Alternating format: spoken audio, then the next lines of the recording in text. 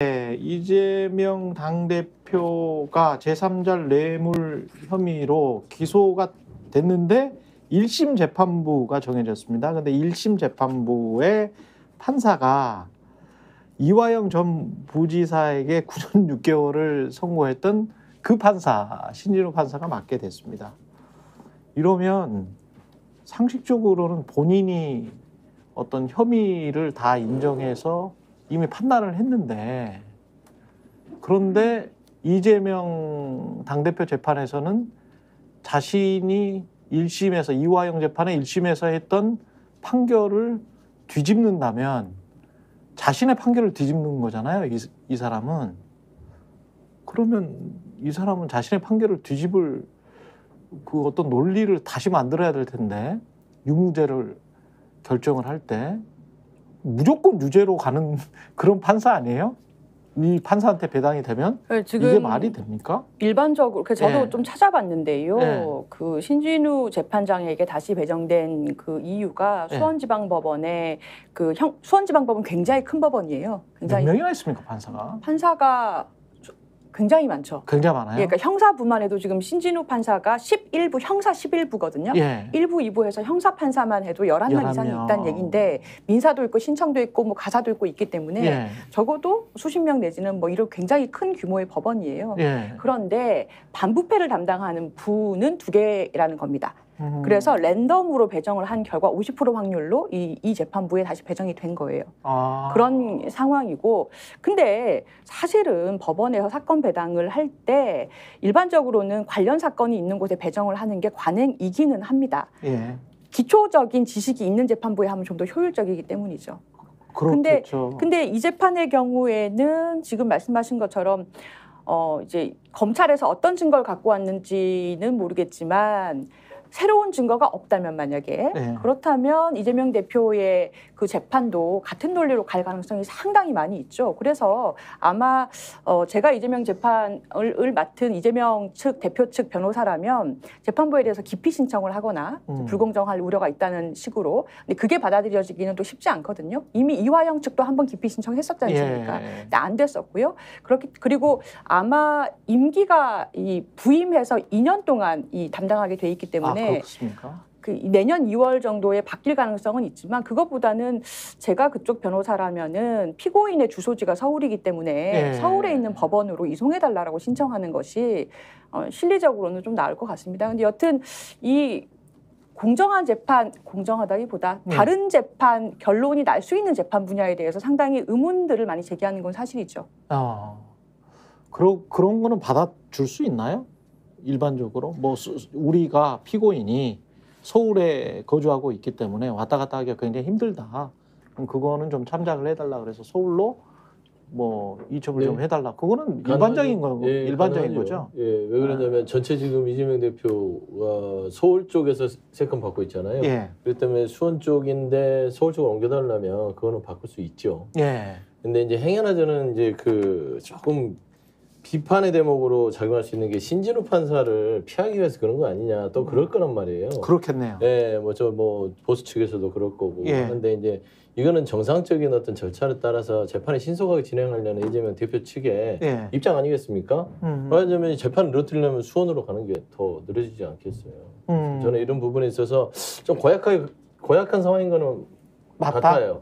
왜 그러냐면 신진우 판사가 이거 뭐 거의 뭐 김성태 측 사람들 말 듣고 그냥 저는 일방적이라고 생각해요.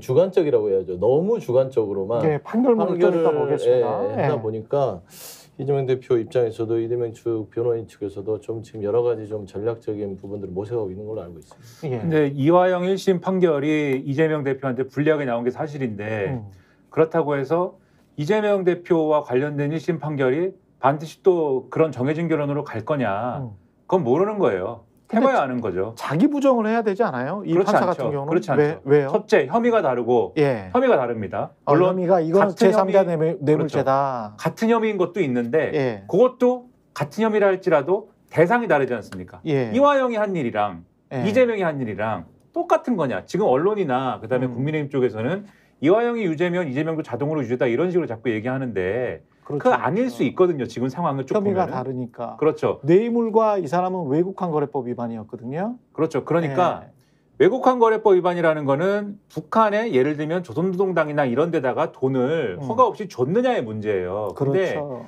요거는 어쨌든 이 준 거는 쌍방울인 것이고 그리고 이 주도록 한 사람이 이화영이라는 점은 요거는 이화영 1심 재판에서는 규명이 됐다고 보는 거 아니겠습니까? 요 1심 재판의 논리대로만 하면은. 예. 근데 이재명이 거기에 꼈느냐는 요거는 또 다른 쟁점인 거잖아요. 그게 인정될 거냐 하는 것은 물론 성격이 이제 300만 달러에 대해서는 이재명의 방북 비용에 무슨 뭐 사례금이다라고 했지만 그거는 명목이 그런 것이고 예. 거기에 대해서 이재명 도지사가 그것을 실질적으로 지시했거나 또는 구체적으로 다 보고를 받아서 하나하나 세팅을 다 했다라고 하는 것들이 증명되느냐의 문제가 하나가 남아있는 거고 그래서 요거는 이제 별개의 판단이 가능할 수도 있는 대목인 거고 그다음에 돈을 북한에 보낸 거냐의 문제하고 뇌물인 거냐의 문제는 또 다른 거예요. 제3자 뇌물이라는 게 성립을 하려면은 제가 뭐 여기 변호사님도 있지만 제가 뭐 어제 이야기를 했었죠. 네. 직무 관련성, 대가성, 부정적탁. 특히 제3자 뇌물은 네.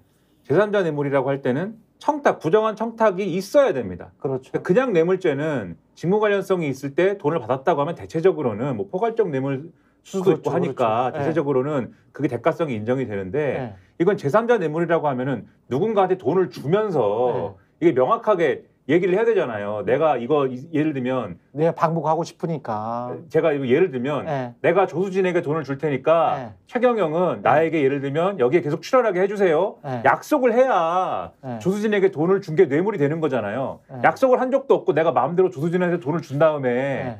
최경영에게 나 돈 줬으니까 어. 출연시켜 주세요. 약속이 돼 있지 않으면 이게 성립은 안 하지 않습니까? 난 그냥 조수진에게 돈 준 사람 되는 거지. 그렇죠. 그러니까 제3자 뇌물에서는 청탁이 있어야 된다는 건데 네. 부정한 청탁이 있었느냐는 또 다른 쟁점이에요. 지금 이 부정한 게다가 청탁은 최경영이 김민아를 여기에 계속 그 출연시켜 주게 할 수 있는 권한이 있느냐는 또 다른 문제거든. 그런 그러니까 것도 있고. 통일부와 또 경기도의 권한 문제가 있는 거죠. 근데 거기에서. 그래서 예. 그래서 부정한 청탁이 있느냐의 문제, 그 다음에 네. 요 대가 관계에 대한 공통의 인식이 형성돼 있느냐. 그래서 최경영도 인정하고 김민아도 인정하는 예. 조수진에게 돈을 주면 분명히 최경영도 여기에 나를 출연시켜주고 네. 나도 그것을 출연할 것이라는 기대를 갖고 있다라는 공동의 의사 형성이 됐느냐. 그렇죠. 이런 걸 증명해야 되거든요. 그러려면 공통의 인식이 있어야 됩니다. 김성태라는 사람하고 이재명 대표하고의 요 공통의 인식을 형성할 수 있는 관계가 증명이 돼야 돼요. 예. 근데 지금 검찰이 얘기하는 거는 두 사람이 예를 들면 뭐 통화를 했다, 그 다음에 뭐 조문을 뭐 갔다,